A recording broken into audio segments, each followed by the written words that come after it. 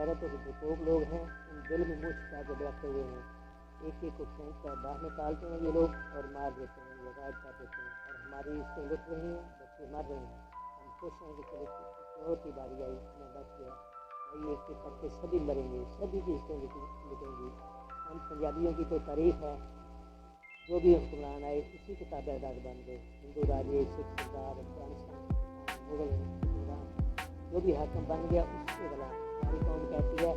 Please ہمیں جوتے کھانے سے کوئی اعتراض نہیں ہے، بس انتظار نہ کرائیں، جوتے مارنے والے انتظار کرائیں، ہم سب باری باری مریں گے، قلیل اخبار ہوں گے مگر اکٹھے نہیں آواز نکالیں گے۔ اب بھی وقت ہے، روز روز ہم باری باری مرنے سے ایک ہی دفعہ مر جائیں